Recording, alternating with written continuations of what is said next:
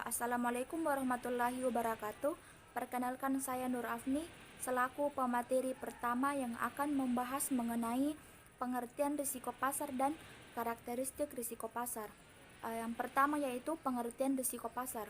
Risiko pasar merupakan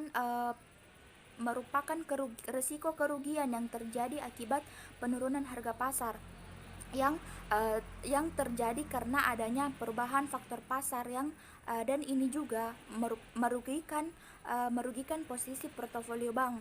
Nah, yang dimaksud dengan faktor pasar yaitu harga saham, nilai komoditas, suku bunga, dan nilai tukar. Selanjutnya, materi kedua yaitu mengenai karakteristik risiko pasar. Nah, risiko pasar terdiri atas dua, yaitu risiko spesifik atau specific risk dan risiko pasar umum atau general market risk. Nah, yang pertama yaitu risiko spesifik. Nah, risiko spesifik atau specific risk merupakan risiko yang timbul karena adanya perubahan pergerakan harga pada sekuritas yang hanya dialami oleh penerbit dan dari sekuritas tersebut. Sedangkan risiko pasar umum merupakan risiko yang timbul karena adanya perubahan pergerakan harga pasar sehingga berdampak pada seluruh pasar dan pada sejumlah instrumen. Nah, general market risk terbagi menjadi 4 kategori, yaitu interest rate risk atau risiko suku bunga, equity position risk atau risiko posisi saham, dan yang ketiga yaitu foreign exchange risk atau risiko nilai tukar falas, dan commodity position risk atau risiko posisi komoditas. Terima kasih. Perkenalkan, nama saya Nur Cahya Usman. Kali ini saya akan melanjutkan materi yang telah dibahas oleh pemateri pertama.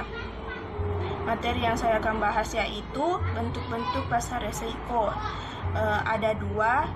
Yang pertama itu general market risk atau risiko pasar secara umum, dan specific market risk atau risiko pasar secara spesifik. General market risk atau risiko pasar secara umum yaitu dialami oleh seluruh perusahaan yang disebabkan oleh suatu kebijakan yang dilakukan oleh lembaga terkait, yang mana kebijakan tersebut mampu memberi pengaruh bagi seluruh sektor bisnis. Contohnya, pada saat bank sentral suatu negara melakukan kebijakan tight money policy atau kebijakan uang ketat dengan kebijakan instrumennya serta menaikkan suku bunga BI rate, di mana kebijakan menaikkan BI rate ini akan membawa pengaruh secara menyeluruh pada seluruh sektor bisnis yang berhubungan dengan interest rate related instrument atau berbagai instrumen yang berhubungan dengan suku bunga. Selanjutnya yaitu specific market risk atau risiko pasar secara spesifik. Specific market risk adalah suatu bentuk risiko yang dimana hanya dialami secara khusus pada suatu sektor atau sebagian bisnis saja tanpa bersifat menyeluruh. Contohnya itu pengumuman yang dikeluarkan oleh suatu lembaga penilai, di mana lembaga penilai tersebut memiliki reputasi yang baik dan diakui oleh publik. Pada pengumuman tersebut, mereka akan memberitahukan bahwa PT ini memiliki kinerja yang rendah dan memiliki utang yang besar, serta laporan yang dipublikasikan selama ini kepada publik tidak sesuai dengan sebenarnya. Sehingga atas berita tersebut, saham dan serta obligasi perusahaan tersebut langsung jatuh, dan jatuhnya saham tersebut perusahaan tidak diikuti oleh perusahaan lain. Selanjutnya yang saya akan bahas yaitu kategori yang masuk general market risk. Ada beberapa sebab yang menimbulkan terjadinya general market risk atau risiko pasar secara umum, yaitu 1. Foreign exchange risk atau disebut dengan risiko nilai tukar. Risiko nilai tukar ini adalah risiko yang terjadi pada hubungan mata uang dalam negeri dan mata uang asing akibat adanya fluktuasi perusahaan dan ekonomi makro. Foreign exchange rings merupakan bagian dari money market atau pasar keuangan.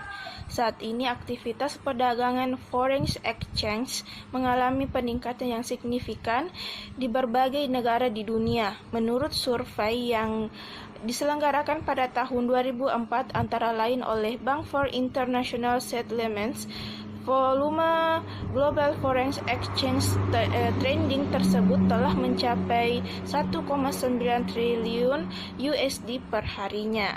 Yang kedua yaitu interest rate rings atau disebut dengan resiko suku bunga, adalah resiko yang dialami akibat dari perubahan suku bunga yang terjadi di pasaran yang mampu memberi pengaruh bagi pendapatan perusahaan.